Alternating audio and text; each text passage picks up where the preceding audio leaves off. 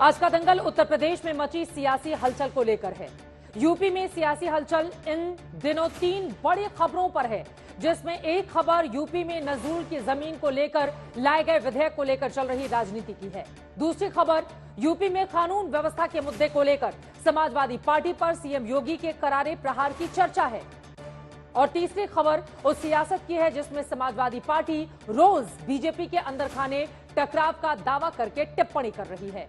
UP विधानसभा में नजूल की जमीन से जुड़े विधेयक को लेकर हुए सर्वदलीय विरोध के मुद्दे पर भी विपक्ष यही आरोप लगा रहा है कि सरकार और संगठन में सब कुछ ठीक नहीं है, जबकि बीजेपी का कहना है कि किसी विधेयक को रोकने के लोकतांत्रिक तरीके को लेकर सवाल नहीं उठाना चाहिए।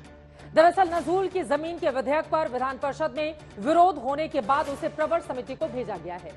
बीजेपी कुछ सुधार के साथ फिर से बिल लाने का दावा कर रही है, लेकिन समाजवादी पार्टी को मौका मिल गया है, वो सवाल उठा रही है। और ऐसा ही सवाल जब समाजवादी पार्टी ने कानून व्यवस्था के मुद्दे पर उठाया तो सीएम योगी ने विधानसभा में ही समाजवादी पार्टी पर जबरदस्त वार कर दिया।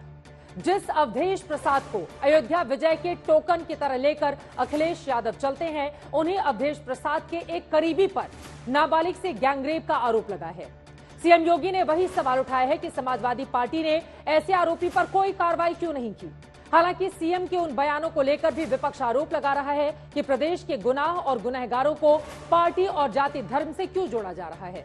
तो ऐसे कई सवाल विपक्ष के भी हैं और सत्ता पक्ष के भी हैं, जिन पर आज के दंगल में हम बड़ी चर्चा करने वाले हैं। लेकिन पहले वो रिपोर्ट देख लेते हैं कि सीएम योगी के किन बयानों को लेकर विपक्षी दल ने जताए हैं ऐतराज और सहयोगी भी बोल रहे हैं।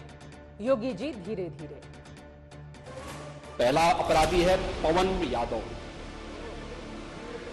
दूसरा अपराधी मोहम्मद अरबाज। इस प्रकार के अपराधियों को आप कहते हैं साहब गोली मार रहे हैं, क्या माला पहनाएंगे? क्या आपको बुलडोजर से डर लगता है? कोई खिलवाड़ करेगा तो उसका खामियाजा भुगतेगा। ठीक है,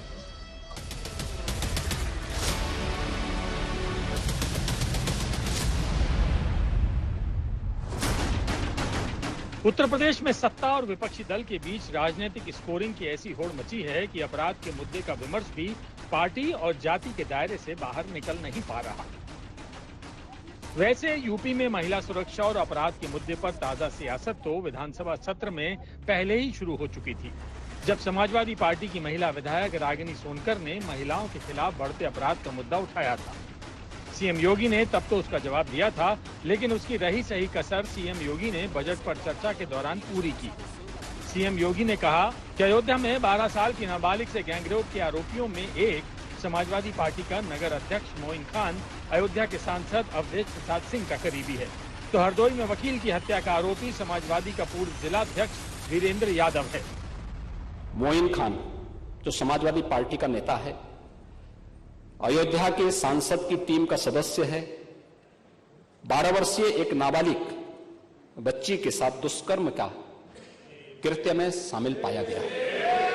अभी तक समाजवादी पार्टी ने उसके खिलाफ कार्रवाई नहीं की है।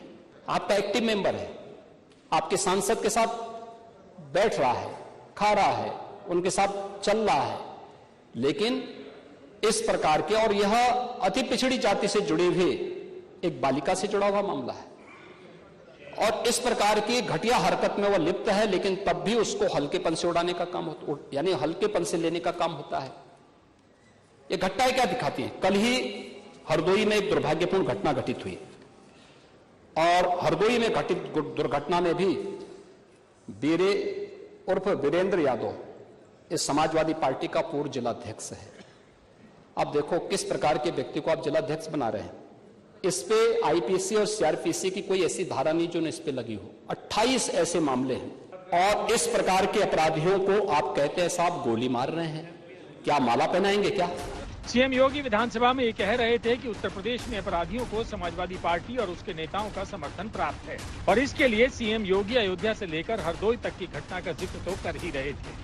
बारिश के बाद लखनऊ के गोमती नगर में बाइक के पीछे बैठी महिला से बदसलूकी वाले मामले में भी 14 में से 2 आरोपियों के नाम बामकसद गिना डाले।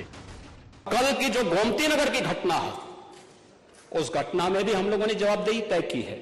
उसके अपराधियों की सूची भी मेरे पास आई है। ये अपराधी हैं। पहला अपराधी है पवन यादव, दूसरा अपराधी मोहम्मद अरबाज, ये सद्भावना वाले लोग हैं, यानी सद्भावना, अब इनके लिए सद्भावना ट्रेन चलाएंगे,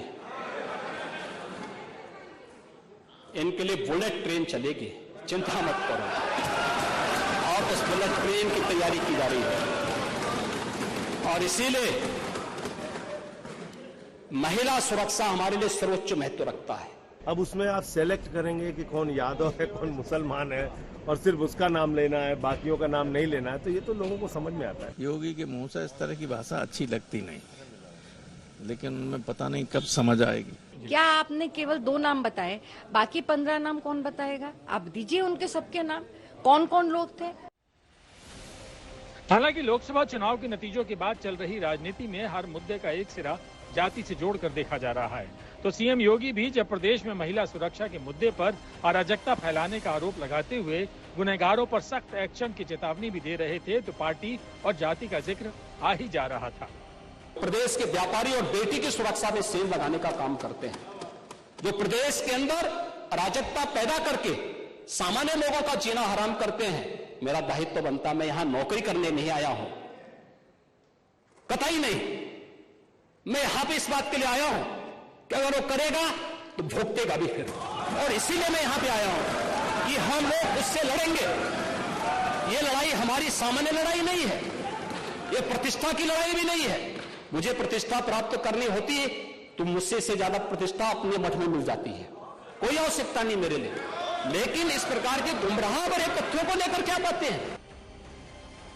सीएम योगी प्रदेश की कानून व्यवस्था के मुद्दे पर बोल रहे थे, तो उधर अखिलेश यादव ट्वीट करके पूछ रहे थे कि दिल्ली का गुस्सा लखनऊ में क्यों उतार रहे हैं। सवाल यह है कि इनकी प्रतिष्ठा को ठेस किसने पहुंचाई। कह रहे हैं सामने वालों से, पर बता रहे हैं पीछे वालों को कोई है पीछे।